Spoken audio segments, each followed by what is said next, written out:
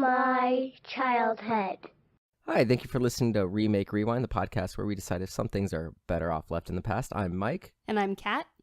And today we're going to do our last episode for the Halloween special. We've done 4 episodes this month. Finish it off with one of the biggest franchises for scary, spooky stuff for kids. We're going to do Goosebumps. Ooh, indeed.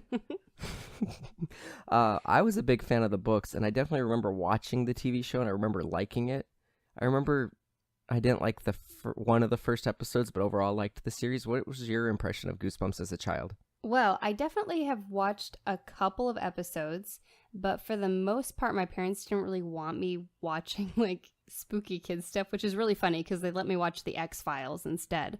But they didn't like Goosebumps, and I think it's because of the books, because my mom wouldn't let me read the books. We had over 6,000 books in our house growing up because we were homeschooled. And no Goosebumps? And we had a library, but whenever I would see the Goosebumps books in the library, my mom would be like, oh, those are so gross. Because, you know, the cover art was really icky looking. Yeah, the cover art was very much in vein of like the mural. Garbage Pail Kids kind of Well, that and stuff. like the kind of stuff, or the stuff you'd see on like people's vans in the 80s, like van Right. art. Yeah, totally. Okay, I guess I can. Yeah, so I the guess... books were off limits for me. Weird. Yeah. I read so many of these books. Like, oh man, one of my favorite books growing up as a kid was a Goosebumps book. Was The Headless Ghost and How I Learned to Fly. And they had towards the end of the Goosebumps run, there were Choose Your Own Adventure style books. I love those books. I probably had 20, 30 Goosebumps books as a kid. Jeez. Yeah, easily. It was that and Animorphs for the books that I loved as a kid. Animorphs. I always thought those looked really stupid. They were really fun, and one of my friends in 6th grade stole all of my Animorph books. That jerk. You should call him out. Yeah, Ryan Olstead, you jerk. Yeah, Ryan. You're a bad I doubt person. you're listening, but if you are, you stole my books, you dirty rat. Anyway, yeah, so I don't really have much to go off of for my impressions of what I remember. Do you have any expectations? I remember the theme song, not all of it, but I remember there's a part that's like, do, do, do, do, do. You're in for a scare. Oh. Something like that. You're an amazing vocalist. I know. Should we go watch these? Yeah, let's go watch them. All right.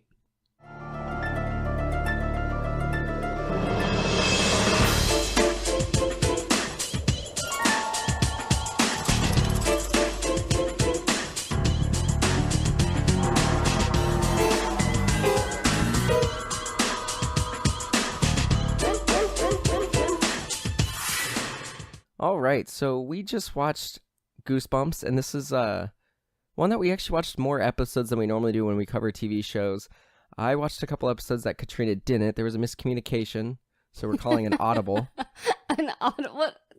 That is not a common phrase. It's a common phrase. It's not a common phrase. It's a common phrase. It's definitely not. And for the record, I was traveling, and I watched the first episode on my own, and then I watched what I thought was supposed to be one of the next episodes, and I was watching on my mom's Surface computer, and like they're always really wonky, and so Netflix would not respond to my finger commands, and Yeah, it just take that, Microsoft. It just kept playing the next episode. But there was a nice little surprise in that next episode that I accidentally stumbled upon.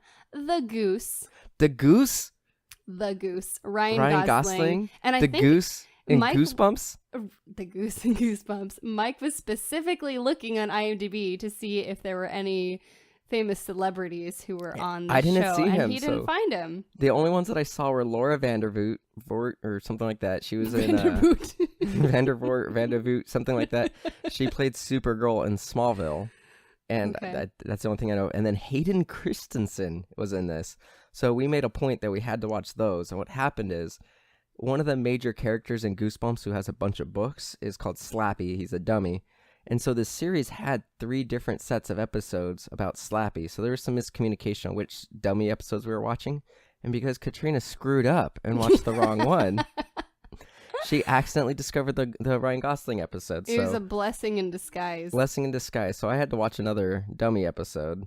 And then because of that, Katrina didn't realize that she still had to watch my favorite book, The Headless Ghost. I blatantly asked you, okay, so I'll just watch this one and then we'll watch that other one when we get home together, right? No, and that's you not agreed, how it went down. You know, I've got I should text just messages and record screenshots. Oh, bullshit, you don't. At least Yes, not I of do. me.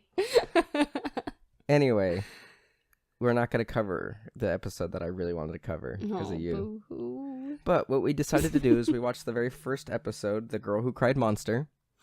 We watched Night of the Living Dummy, Say Cheese and Die, and Night of the Living Dummy 3, which was a two-parter. Now, if you guys decide to go and watch these episodes, it's kind of weird how it's set up. On Netflix on the Fire Stick, it shows seasons 1 through 4 and then specials. But on the computer, it shows seasons 1 through 5. So it's a little weird how the show was set up. The last season was just specials, and they did hour-long episodes that they did two-parters with like little cliffhangers that were hosted by r.l.stine. So it's a little weird if you guys try to watch it. And if you watch the later episodes, the one with Hayden Christensen, you might have to look for bonus episodes, special episodes, or season 5. Right, but then if you watch those, you get to watch like the only legitimately creepy stuff in this entire series, which would be R.l.stine on camera. Dude, the guy looked so much like one of the guys from The Lone Gunman. He's creepy. He is a creepy, creepy X-Files. dude. He is a little scary looking. He looks like a pervert. He's definitely a pervert. Oh, probably not. He's probably a pervert. You gotta hand it to him, though. He was basically publishing a book, every couple of months. So he was kind of like a modern pulp fiction writer. Yeah, totally. But considerably more successful. Yeah, I mean, there was TV shows, movies. There was a movie like 2-3 years ago on Goosebumps, so it's pretty crazy that he made such a big empire just writing kid stories. Right. Yeah, I'm ready just to talk about it. So the first episode was The Girl Who Cried Monster. And I'm going to try to, since we did like 4 episodes, I'm going to try to keep these summaries super brief. But basically, in a nutshell, there's this girl named, I think it was Amy? Something like that. No, Lucy. Lucy. Amy's one of the dummy episodes. So there's this girl named Lucy who keeps playing pranks on her brother, saying that they're like monsters in the garden and monsters in the closet and just monsters everywhere. And she eventually sees a monster in the library because she forgot her backpack, so she goes back in after, the librarian thought he was alone and sees him turn into a monster. So she goes and starts telling her friends and family that there's a monster around, and nobody believes her. She's the girl who cried monster. So eventually she tries to go back and get proof. And then what was awesome, and I forgot about this, is Goosebumps don't end with the happy ending, or they do end with a happy ending, but there's always a spooky twist. And in this one, it turns out that the family were monsters the whole time, and they eat the monster from the library. So yeah, it was, kind of a weird twist, and I completely forgot about these, spooky, weird twist endings for all the episodes, and, on the books as well. I like it. Weird. I like how it ends on an unsettling note. Right. But, I kind of feel like the librarian was actually scarier before he turned into a monster, because he was just this dude is a serial killer. There's something wrong with he definitely had this weird monotone voice and just dead He's in the socially eyes. inept. The girl leaves her backpack at the library, and instead of being okay, she's gonna go home without her backpack, her parents are gonna get mad at her and retrace her steps, he decides to take it to her house like a total creep. Well, he was a monster, and he wanted to go after her and make sure she didn't spill the beans on his secret. Mm-hmm. And what was funny about that, it was totally telegraphed that was going to happen. What is telegraphed? Telegraphed is like foreshadowing, but in person. That's not a thing. It's totally a thing. You can telegraph what you're going to do with your eyes. Why are you just making up these supposedly universal phrases It's that I have never heard? No. He had a premonition, or it was a premonition is where you have a vision. Yeah, or it was foreshadowed. It's future. Not telegraphed. What is that? that? No, telegraphing is when a person does something that, I guess this in the story That's was foreshadowing. Yeah, but telegraphing would be let's say you and I were getting mugged and I wanted you to run away, and I kind of do a darting with my eyes. That's me telegraphing that I want you to do something. So I guess you're right. It's not accurate, but telegraphing's a thing. It's a thing. So telegraphing is communicating with body language. Yeah, it's trying to convey what's going to happen. You're saying foreshadowing, Michael. Anyway, Lucy has this friend who she goes to the library with, And she goes and tells him, like, hey, you know, I saw this monster. And he's like, Lucy, you crazy.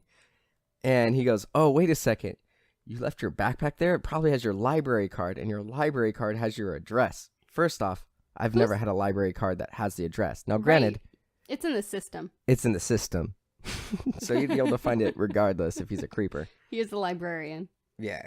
What was weird about this was I would put even though this was just like a Saturday morning child show, not a cartoon, but just a child show, the effects and the production values I would put on par with like early X-Files seasons. We keep talking about X-Files on this episode. But yeah, I would. I mean, it's considerably more Canadian because, you know, I just feel like the Canadian accents so take you out of the moment and somehow like cheapen the production value.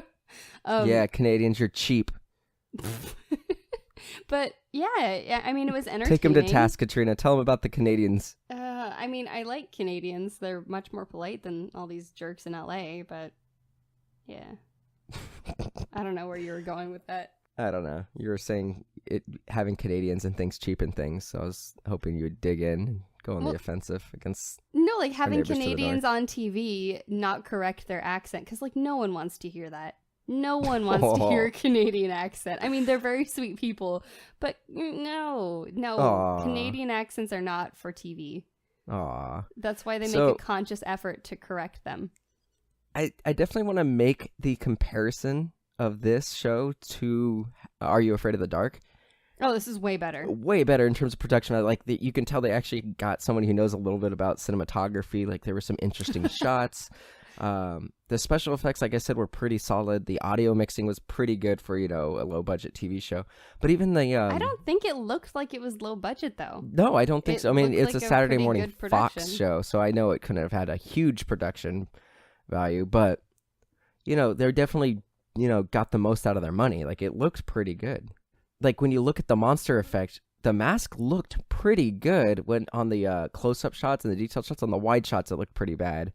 Like it looked like Alan Rickman's makeup in Galaxy Quest, which is supposed to look like it's makeup. I think it looked like a 1960s Swamp Thing mask. Yeah, but up close it looked pretty good, and like the little detail on the eyes and the scales and stuff, it looked pretty solid. But then at the end, when the parents transform, like their snake makeup was pretty awesome, legit. Like they looked pretty creepy. They turned into these like weird serpent monsters, and it looked pretty solid. Like I think I'd call them more vampires than anything. Well, I think they were serpent vampires because they got like snake eyes in their face, like their like nose kind of went away. They're serpentires. Oh man. Anyway, I was pleasantly surprised by this episode. I watched this one before any of the other ones, and I was kind of dreading it. Like I had to psych myself up, but then it was entertaining. It held my interest, and I think this show holds up. I think so too, at least with this first episode. There, I think the episodes definitely varied in quality. Yeah. And I think that's more on the actors than the actual production values. Yeah. Yeah, it was a pretty solid episode. After that, I watched Night of the Living Dummy, right? Yep. The wrong one, but it's fine. It worked out. One. Well, you didn't really specify. I sent you a screenshot with the season and the episode numbers. Well, it always looks different. It looks different on our Fire Stick than it does on my mom's computer. And I also on a text message said season 5. This was season 1. You were sending me so much information. So much useless information. All right. So, Night of the Living Dummy. We've got the main character. Her name is Amy, and she's part of this family that has this really weird tradition. It's like, you know how when you're in elementary school, you have show and tell like once a month or once a week, and you bring something that you think is interesting and you show the class? They do that in this as a family.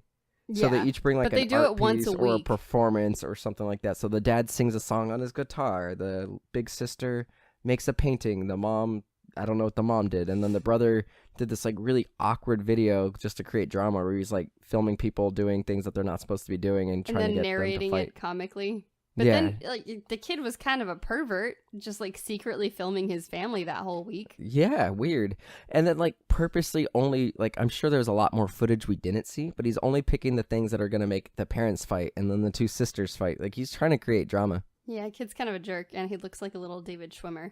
Yeah, David Schwimmer, little Ross Geller. Jerk. Awful. Little Robert Kardashian. So the older sister creates a painting that looks like hotel art. Yep. So in this opening scene, they're doing their little like show and tell thing. The Amy's little puppet that or not puppet, dummy breaks. And she's like, oh no. And the dad's like, look behind your chair, like Oprah. Dun dun. And there's another dummy there. And but really, it turned out like Ellen. Yeah. I don't get it. I'm sorry. Because Ellen scares everyone. Oh. Oh, you're the worst. Anyway. I didn't get where you're going. I'm sorry. I hate you. It makes a lot more sense now. You're very funny. Anyway, so she opens this like box. It's got a dummy in it. He's got a card in its pocket, and she reads it, and like the dummy like eyes move, and then basically this episode is like a PG version of Child's Play with Chucky, where like the dummy comes to life and just. Well, I think you need to specify that the card has what's obviously a spell. Obviously a spell. Totally, obviously, Katrina's right. It was obvious. You just like brush over it.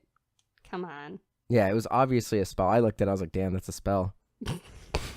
You're so rude. So what ends up happening is at first like the dummy's doing like some not big deal kind of things. Like he says How is that not a big deal? Okay, the first night that this chick gets this dummy, she takes him up to her bedroom and like abandons her old dummy, just like leaves him on the side. She's holding this dummy and like practicing with it, sitting on her bed. He like turns to her and says some stuff. And That's true. She's like, oh, that's odd. What? No. Okay. This strange dummy shows up in your house. It came from God knows where. Your dad just picked it up all willy-nilly. It starts talking to you. You kill it with fire. You're not like, oh, that's interesting. I'm going to keep this in my bedroom tonight. No, you kill it. You burn it. You know what? Her bedtime routine's not very good. She went to bed in her clothes wearing a skirt. I wrote that in my notes. Like, why is she not in pajamas? She's in the skirt going to bed. So, anyway. Maybe she's not in the right mind at night, okay? So she goes and does the next show and tell, and the dummy, Slappy, just starts making its own jokes. So it calls like the mom fat, says the dad can't sing, makes fun of the sister's art, and they're all super mad at her. The sister's art does suck. No, it does. And so they're like, she's like, it wasn't me, it's the dummy, it wasn't me. And they're just like, you're crazy. You're mean. You're just a mean person. And then the dummy that night ruins the sister's painting, does like finger painting of just like stick figure family on the painting. And everyone's like, who did it? And she's like, it wasn't me. It wasn't me. And then she sees the dummy with red paint on her hands. She's like, huh, that's weird.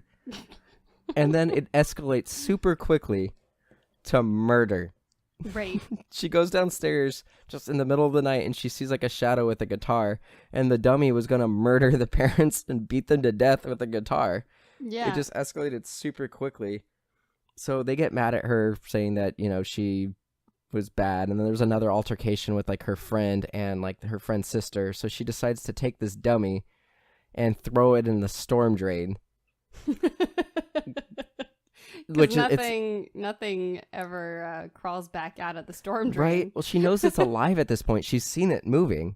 Yeah. So it comes back, and eventually what ends up happening is Slappy reveals himself to the older sister too, which I don't understand why he did that. He could have kept it going for significantly longer, but for some reason he decides, ruin her life. Right. He decides to reveal himself. They fight him with like brooms, and then out of nowhere, you just see the dummy go flying, and he like, hits the stone around the fireplace.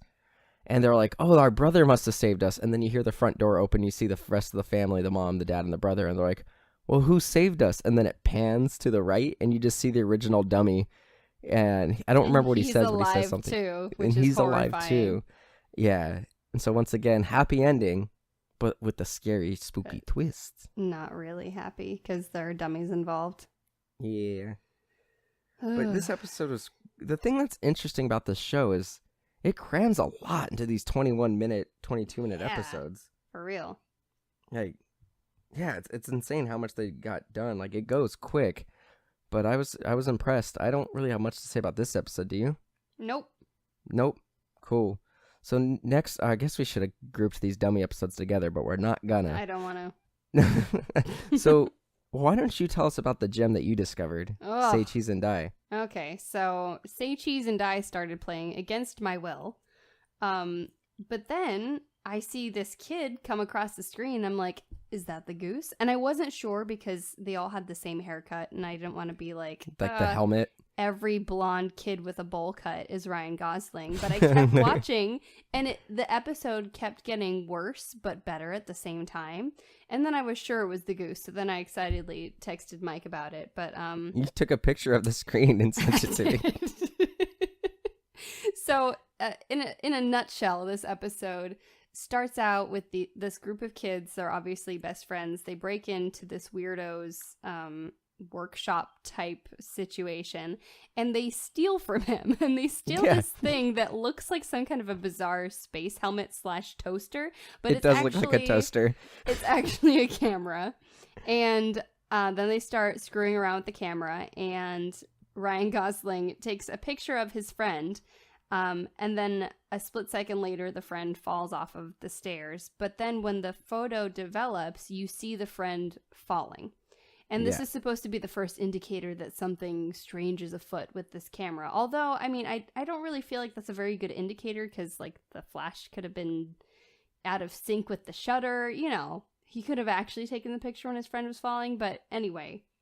Well, the friends try to justify that when he shows them. He's like, oh, you must have taken the picture later than you thought, or maybe something's wrong with it. And he's like, no, I definitely... And he's got some, like, real intensity here right off the bat. I mean, the goose is good at the intensity. It's definitely not some of his finer work, but there's a lot of raw intensity there. So basically, you figure out that this camera is showing how people are going to die, or it's foreshadowing strange things that are going to happen. So... yeah, it's him trying to avoid whatever's going to happen in these photos. This episode was a lot of fun because there was a lot of stupid things in it, but it was really fun. It was so deliciously bad. So first off, like you mentioned, like they're in this warehouse, like this weirdo's warehouse, and they keep calling him the spider. They say he looks like a spider, but he really just looks like someone's doing bad fat dude in a wig. Yeah, he looks like he's wearing a silver wig and like goggles. So he looks like a 20-year too early cosplay of Quicksilver. Right, or it's like exactly a Pokemon like. Villain. Yeah, sure. Yeah, kind of. So they call him the spider. So one of my favorite lines in this was when they're playing around in the warehouse. The guy comes back and they like run, and he takes the toaster camera with him. And then as soon as they get out, they don't run away. They just get outside of the warehouse. And there's two boys and a girl. One of the boys, of course, is the goose. And the girl's like laughing and she thinks it's funny. And Ryan Gosling is like, I'm never doing anything like that again. Just super over the top. And it was like a toaster strudel commercial kind of acting. Yeah. So that made me laugh. And then there's another part where he gets home and his brother's like hanging out and there's like this car. And he's like, what's going on? He's like, the brother keeps saying, come on. Come on. He does. So he's trying to convince him to take a picture of him leaning on the car. So he does. And then the car is like super dented in the photo. And so he tries to like not show the brother what's going on. And the brother doesn't even question that this bizarre thing that his kid brother has is a camera, for one. He doesn't ask where he got it. He doesn't ask for any kind of proof that it actually works because it looks nothing like a camera. Right. It looks weird. Well, the thing that's funny is, so there's a big part of this episode revolving around the car. So they're having dinner and the family's like talking about how great the car is. And then they're like, let's go for a ride. They're in the car. It's like a Taurus. The mom specifically says something like, oh, it's so nice to have a car with some muscle behind it. And it's like easily like a Taurus or maybe a Camry. Right. But they're super excited about it because it's a step up from a minivan. Right. Well, I mean, we're just assuming they had a minivan. There's only 2 children. There's no reason for them to have a van. But yeah, it's like this like plain silver car from like the 90s. It doesn't look anything special. They're making a big deal. I thought it was beige. No, it was, I mean, that's how nondescript it was. So they almost get in a car accident. He's like, oh, whew, I stopped it from happening. So he goes and tells his friends about it. He freezes in the back seat. He's completely shell-shocked. Well, he yells first, and then he's shell-shocked. He's like, watch out, Dad! And then, so he goes to his friend again, and he starts explaining things. This made me laugh, too, because he's like, how does this camera even work? There's nowhere to put the film in it. It doesn't open, and there's a visible seam down the middle of it, because it's a prop that they have to make work and, shoot out photos. But it was very obviously able to be opened, and I thought it was really funny. I mean, maybe the props department was having a rough day. Maybe. And then there's a scene with the cops. Oh, okay. Which was so classic. Who's the classic girl? Goose. The girl who's in the trio, Sheila?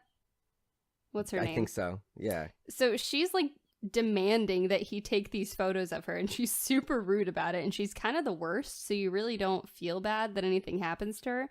But he takes the photo of her, and she's not in it. So yeah, that's right. Yeah, it's just a tree. Foreshadowing that she disappears. It's telegraphing. It's just the photo of shut up. It's foreshadowing. So then that night, you know, the goose is back at his house, and these two cops show up. It's this lady cop with the mustache and this like 16-year-old dude who's supposed to be like the bad cop. Super who's, intense. Like, he comes at him all sideways, and they're like super accusatory right off the bat. They're not, and first of all, like they show up at the door and they're talking to the kid. They're not even like, "Are your parents home?" Which is like legally what you kind of have to do, right? They're just like questioning this kid like rapid fire, and eventually, like after the baby cop yells at him a little bit, he's like, they convince him to show them the photo that they took. They're like, okay, well, if you were with her this afternoon and you took a photo, where's the photo? So he hands the lady cop the photo, and she's like, this is just a picture of a tree. Yeah, and like, he's like, it made me so happy because that was the only solid line delivery in this entire episode. His delivery after I think Ryan Gosling had two great lines during this whole scene. He goes, so right there, he goes, well, I guess I'm not a very good photographer. Classic, smug, charismatic Ryan Gosling.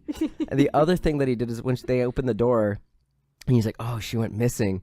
And they're like, what? How did you know? And he goes, well, you're the cops and you're here, kind of thing. Like, pretty good thinking on your feet, the goose. Ugh. And anyway. then just to wrap up this episode really quick, so basically in a nutshell what happens is there's an altercation with some bullies, which is weird. Like, oh my god, I love how all these 90s TV shows have like the bully archetype. And right. I love how like he just stands there and waits for them to come and like give it to him. Like we legitimately had a neighborhood bully on my street growing up, and this dude, like, if you saw him coming, you would book it. Like, you're not gonna wait around to get that wedgie or get that stink bomb thrown at you. Both of those things actually happened to me. Like, we had the archetype bully on our street. Like, you're out of there. You're not just waiting around for it to happen. Right.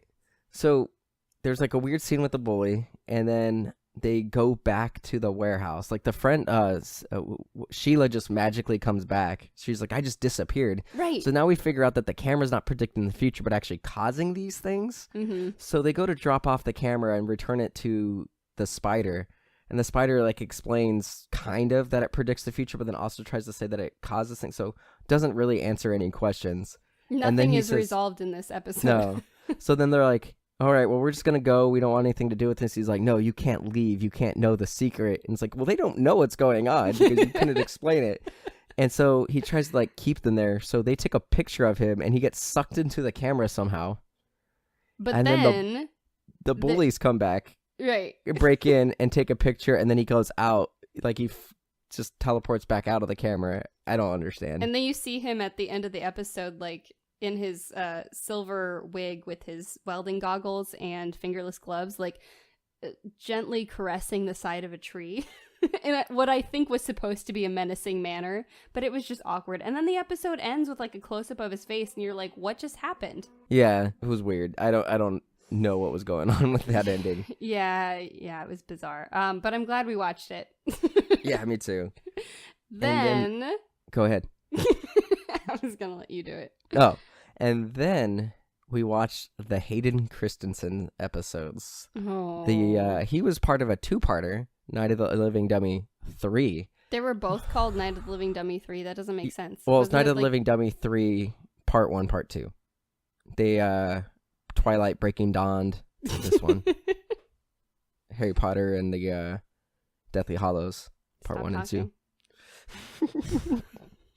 So basically, oh my god, this episode, or episodes. These episodes. Oh man. Hayden Christensen is no worse of an actor as a child than he is as an adult. Yeah, he has steadily maintained his mediocrity throughout his career.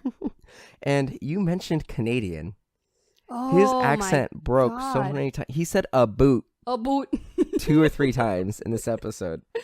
Okay, so the character, I don't know if this was the director, if it was an artistic choice on the part of the actor, but this character comes across in what we these days can clearly recognize as autism, like full-fledged autism, over-the-top anxiety, Like, you're like, oh, that kid's autistic. And we're a lot more understanding these days. But clearly, when this episode came out, he was just supposed to be like this super weird, awkward kid that nobody liked because he was super weird and awkward. I just think the acting wasn't very good because like his facial expressions were over the top, and I just think it was bad acting. Right. Basically, in a nutshell, I'm gonna just try to summarize both episodes really quick. There's this family that has Trina and Daniel, brother and sister. There's a mom and a dad. They're all super into dummies and ventriloquism. Like, the episode starts with the dad playing a prank, pretending like the dummies are alive, because he like cut a hole in like a sofa, and like the dummy was moving really around. pervy. Yeah, right. And so they're gonna have their cousin Zane over, played by Hayden Christensen, who they don't like, and they're warned, like, don't play pranks on him like you did last year. He's got a lot of anxiety, and that was really mean, and you know, he's your cousin. You should be nice to him. So basically, he comes over and there's all these like really mean pranks involving the dummies. Like, the first night he wakes up and there's this dummy with a hockey mask on him, and then there's a different there's just all these mean pranks. Meanwhile, there's Slappy comes around, like the dad just happens to find him at an antique store, so everything's just kind of like exacerbated because of Slappy. So like, Slappy, first thing he does when he comes alive is he goes to find another dummy, goes to this like gangster dummy and breathes into him, and this dummy comes to life, which is an interesting power. So meanwhile, there's all these pranks going on, and then the dummy's doing pranks, so nobody really knows who's doing what prank, but everyone just assumes it's Daniel and Trina, so they end up getting in a ton of trouble when there's this big prank where they ruin the dinner. It's really messed up. And then it turns out that it was actually Zane, Hayden Christensen, pranking himself to get them in trouble for last summer. And it's really messed up because he like destroys this mom's dinner that she put hours and hours into. And it's not fair. It really wasn't fair. Not fair. And like, the parents just make a bunch of bad decisions throughout this. So like, the first time they think that their kids legitimately pranked him, it's like midnight. He's asleep. He wakes up and he's like frantic. And they give him ice cream. They give him a bunch of sugar while he's amped up at night. That's dumb. So I'm almost done with the summary. So I'm going to the second part of the episode. That's the first part of the episode. Oh, you're still in the first part. So the second part of the episode is a lot quicker. It's basically the kids are home alone for a night because the parents are going out on a date. And then Slappy reveals himself to be alive by having all these dummies hidden around the house inside like a giant water jug. And they just effectively, they fight him. They get him in a well. Once again, we learn that you can't just put this dummy in water. He comes back. He turns Hayden Christensen's character into a dummy somehow. They convince their gangster dummy to fight him. He gets thrown out a window and struck by lightning. And the end of the episode, they're all friends and they're like, oh, we're going to go visit you for Christmas. And he's like, that's great. I'll see you soon. And Hayden Christensen's head turns all the way around like a dummy. And that's the story of Night of the Living Dummy 3. Oh, okay. So this family, like, they're a little bit demented, but in an endearing kind of way. So they live for like playing pranks on one another. Right. And the dad is super into these dummies. So he finds this dummy, Slappy, at an antique store, and he's like super stoked about what a deal he got. But then like he opens up the case and the dummy is like completely smashed. Like half his face. Yeah, I wouldn't be super excited about that deal. And then he glues it back together and does the worst job anyone has ever done of gluing terrible. Porcelain back together. And he's like super proud of his work and doesn't question it the next morning when all of the glue seams are gone and it just looks pristine and new again. Yeah, because they did the spell just like in the first episode, and then like as soon as the dummy's alone, you see this like green light trace it, and it's completely fixed. Yeah, the dummy magic like healed it, which is interesting that he couldn't heal himself until he was glued back together, because like he can just teleport and stuff, and he can possess other dummies and people. Well, I'm sure what happened is there's a Night of the Living Dummy 2. And I'm sure that's where he got broken. It could be that the spell was already ended before he got broken, and that's why he couldn't do it. Who knows? Because they did read the spell again. Yeah. Which reminds me, there's a point when they're trying to figure out how to defeat the dummy. They do use a recliner as a weapon, as a catapult. I tried so many times using a lazy boy as a weapon, and that does not work. No, it doesn't. I used to try to lie. launch toys with it. It doesn't work. So this weirdo little cousin comes to stay with him, and these kids are like looking for anything that they can grasp onto to relate to this kid, and there's nothing. But he has this camera and he decides to do a photo shoot with the kids. And he's like directing his female cousin. He's like, yeah, pose like that. Beautiful, fantastic. Flip your hair. Yeah, and it's like super awkward. Obviously trying to be like these super high energy fashion photographers, but it's just like absolutely creepy. And it's even creepier because it's his cousin. Right. But then he goes to develop the film, and somehow his aunt and uncle are cool with him setting up a dark room in their house. And somehow he has transported all of this equipment to develop the film as well in one as backpack. In one backpack, along with the chemicals to develop the film. Like, that stuff's kind of dangerous. Why are they letting this kid travel with darkroom supplies? I don't know. I didn't even think about that. Yeah. Wow. Yeah, that's true. Doesn't make a whole lot of sense. It was really bizarre. So he develops the film, and then his cousins are watching him develop these photos, and they see the photos of them interspersed with photos of the dummies doing the exact same things. And they're like really creeped out. They freak out on him. They're like, why would you do that? You're a psycho. And this whole dynamic blows up. At which point, I probably would have just sent Zane home. Right? Well, what's weird is this kid is clearly messed up because he like does these like super elaborate pranks. And he destroys that dinner, like I mentioned earlier. And once he gets caught, so like there's a scene where the boy, Daniel's waiting in the attic. And then you hear a noise, and then it's Trina, and they're like arguing with each other because they each think that the other's playing these pranks because they got in trouble. They're not allowed to go to summer camp now because of all these pranks. How he would have pulled off the film prank, because like they were in all of the photos, all of the sets of photos, and the dummy photos were sandwiched in between, and they were like consecutive on the film roll. So I don't understand. Maybe he cut them and spliced it. I don't know. I don't know. It doesn't make sense to me. No, that doesn't make any sense. But one thing that really bothered me is like, so he does that dinner prank, which is super messed up. And how did he have time to do that? Well, he had time because he came in later, but I don't know how the parents could have thought the kids did it because they were with the dad the entire time, like telling stories and stuff. But what's messed up is after he gets caught, so they come up they're like hiding in the attic trying to catch the other pranking each other, and they catch the cousin being the one actually pranking himself. So the next episode, or part 2, starts with him doing yard work as like penance for doing that. And he goes to the aunt and he's like, I'm really sorry for ruining your dinner. I didn't mean to. He's like, that's exactly what you meant to do. It drove me crazy. Like, what did you think you were doing? I don't know. Man, it didn't make any sense. And then fighting the dummy, their first inclination was to, maybe we should read the spell backwards. Right. Okay, like they're Missy Elliott or something. Is it worth it? Let me work it. I put my thing down, flip it and reverse it. It's your primitive, it's why yet. It's your primitive, it's why yet. Was this before or after they put him into the well?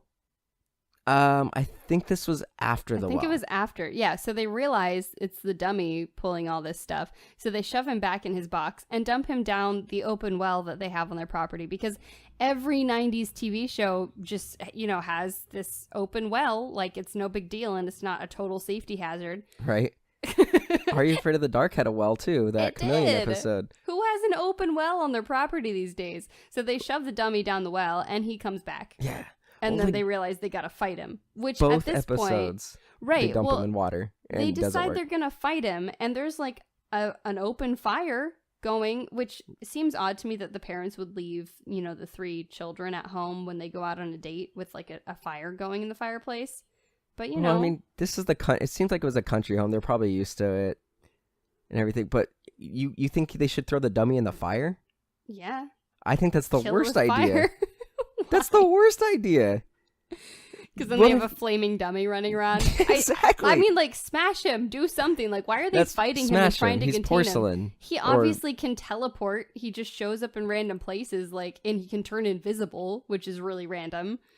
I think that's just they didn't really want to show him moving around, because in this episode versus the original Night of the Living Dummy episode, they actually show this dummy walk around.